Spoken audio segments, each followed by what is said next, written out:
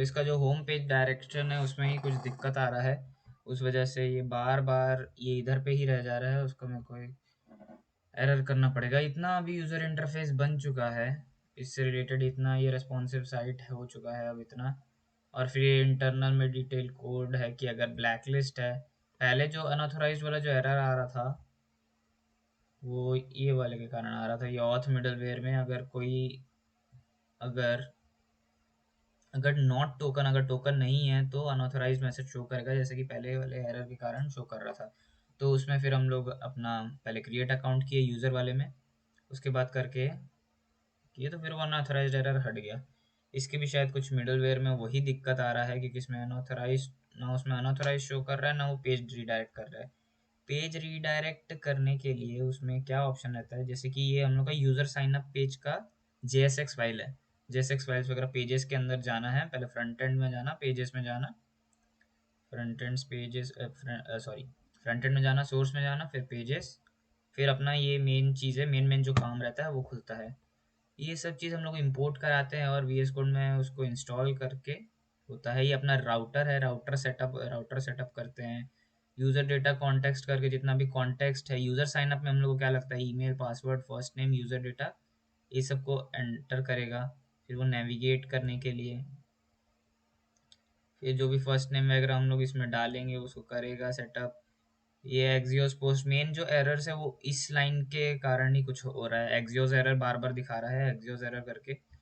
तो अब लिखा है जैसे कि टोकन बन गया, तो जैसे कि जो अपना मेन जो रिस्पॉन्स जो है वो यहाँ से आ रहा है। अगर रिस्पॉन्स स्टेटस 201 है, मतलब हम लोग अगर टोकन बन गया है, तो लोकल स्टोरेज में जो एप्लीकेशन में जाके चेक किया था मैंने, मतलब लोकल स्टोरेज, मतलब कि जैसे कि अगर दिखाना है तो इधर से जाके एप्लीकेशन में गए, तो इधर पे जो ये टोकन दिखा रहा है लोकल स्टोरेज में, इसको हम लोग डिलीट भी कर सकते हैं, चाहे तो ऐसा डिलीट भी कर सकते हैं। इधर पे आ रहा है फिर, ठीक है। एज अ कैप्टन करने पर तो कुछ नहीं होने वाला, मेरे को पता है। एज ऑलवेज इसका भी टोकन अगर डिलीट करके देखा जाए तो एक बार पेज रिफ्रेश करके, नहीं नहीं नहीं आएगा लग रहा है। पेज रिडायरेक्ट तो जो लोकल स्टोरेज का बता रहा था, लोकल स्टोरेज लोकल होस्ट 5173, ये लोकल स्टोरेज जो कोड में दिया हुआ है उधर पे सेव हो जाता है। फिर सेट ये सब ब्लैंक करते हैं, ये सब हम लोग भरते हैं। और फिर ये बाकी का कोड है, बॉडी कलर क्या होना चाहिए, पासवर्ड का टाइप, पासवर्ड क्या होना चाहिए, पासवर्ड टेक्स्ट बेस है अपना, पासवर्ड है on change password, E target इधर से एक्सेप्ट करता है वैल्यू को। ये पूरा AI बेस्ड कोड था पहले तो, ये AI यूज़ करके भी हम लोग ये कोड इतना जनरेट हो जाता है। ये सब कोडिंग वगैरह का पार्ट है, उतना तो आएगा नहीं। मेनली फ्रंट एंड साइड से हम लोग को ज़्यादातर दिखाना है। तो एक डेटाबेस चाहिए रहता है, सर्वर चाहिए होता है, राउटिंग चाहिए होती है, और front end back and code चाहिए रहता है, जिस वजह से वो फिर रन कर पाता है। और फिर इधर पे लोकल होस्ट में अपना सर्वर करके हो जाता है। ये .env फाइल है फ्रंट एंड के साइड से, जो लोकल होस्ट इधर का बता रहा है, इसका एक बैक एंड फाइल भी है .env में। ये ज़्यादातर कोड वगैरह अगर बोल देंगे ना तो लगेगा भी कि बेसिकली टर्मिनल टर्मिनल कोड जब खोलते हैं, अरे तो नया टर्मिनल खुल गया। तो मेन टर्मिनल कोड याद रखना, पहले तो अपना वो नॉर्मल फाइल को क्या स्पेसिफाई करना, तो CD करके, अगर जैसे कुछ फाइल ऊबर वीडियो के बाद बैकएंड का नहीं खुला था, तो CD बैकएंड करके हम लोग फोल्डर अपना खोल के फिर उसमें npx नोडेम ऑन करेंगे तो बैकएंड साइड से वो रन हो जाएगा। नॉर्मली npm कोड जो रहता है वो अगर एक सिंपल फाइल भी तुझे रन करनी है, सिंपल फाइल भी अगर एक रन करनी है तो उसके लिए एक सेकेंड, सिंपल फाइल भी रन करनी है तो npm, फिर अगर वो फाइल का नाम, जैसे कि अगर मुझे कोई भी JS फाइल रन करनी है, npm j, पता नहीं चलेगा कि नहीं, अभी तो इसमें सारी फाइल थोड़ी लिंक हो गई हैं, तो मैं कुछ अगर ऐसे नॉर्मली कोई फाइल रन करनी है तो npm app.js फाइल का नाम, तो वो फाइल रन हो जाएगी और हेलो वर्ल्ड करके प्रिंट आ जाता है। और दूसरी JS फाइल्स अगर मैं इधर पे ओपन, वो नॉर्मल सा कॉन्सेप्ट है, फिर भी एक बेसिक कॉन्सेप्ट है, पूछ सकते हैं कि मतलब थोड़ा बेस में आता है। तो एक बार अगर कोई नॉर्मल सी फाइल है, डॉक्यूमेंट में जाके एक बार देख लेता हूँ, कोई अगर ऐसी ही कोई फाइल पड़ी हुई है। नहीं तो इससे अच्छा मैं नई फाइल बनाकर ही कर लेता हूँ।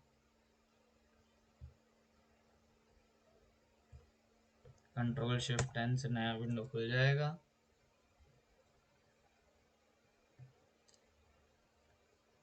थोड़ा लोड ले रहा है फिर से।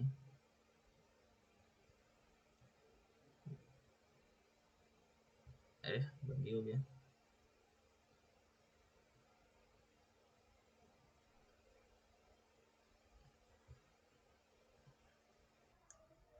तो मैंने थोड़ा सा एक गिट का भी कोड चलाया था। वैसे तो अगर हम लोग गिट का जो एक्सटेंशन अगर डाउनलोड करके करते हैं, इधर से एक्सटेंशन पैक डाउनलोड करके करते हैं, को पायलट तो ये चलो एआई था जो वीएस कोड में चलता है, पर इसमें डाउनलोड नहीं हुआ।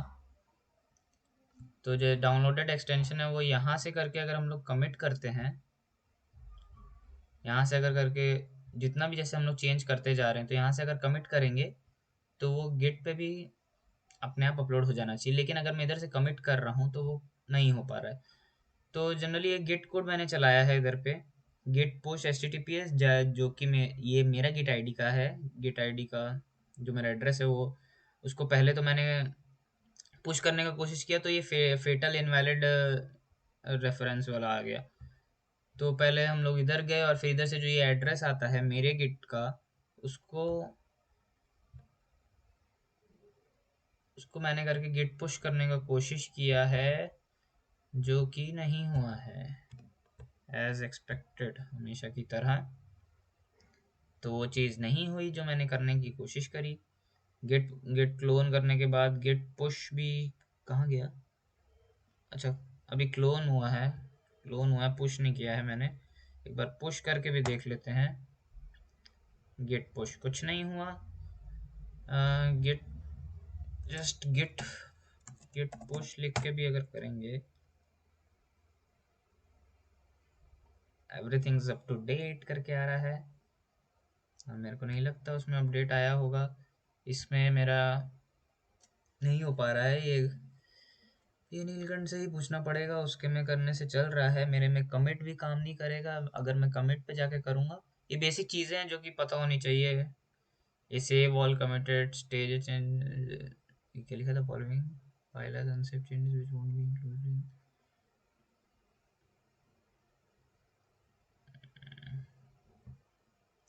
तो ये सब तो चलो गेट वगैरह का काम है, ऐसा बाद में है। जो पहले हम लोग को ब्राउज़र वगैरह गेट वगैरह में करेंगे तो सबके लिए एक्सेस हो जाएगा, एक्सेसिबल फाइल हो जाएगी। तो वो सब तो बाद में, पहले एक नॉर्मल पीसी पे तो चल जाए। इसको मैं नॉर्मली शेयर कर दूंगा मेल से, मेल से कर सकता हूँ करना चाहूँ तो। जो पैकेज जैसे जो मैं बताया था कि यूज़र से होता है, एक हम लोग इधर भी टर्मिनल से अगर कुछ चीज़ हम लोग को मतलब अगर कुछ डाउनलोड करना है इसमें पैकेजेस, तो पहले तो टर्मिनल खोलते हैं। फिर ये जितने भी ये पैकेजेस के नाम है, एक्सियोस, बिक्रिप्स, कुकी पार्सर, कॉर्स, ये सब जितने भी है, ये सब पैकेजेस के नाम है। अगर इन सबको डाउनलोड करना है तो पहले टर्मिनल खोलते हैं। पहले अगर टर्मिनल को क्लियर करना है,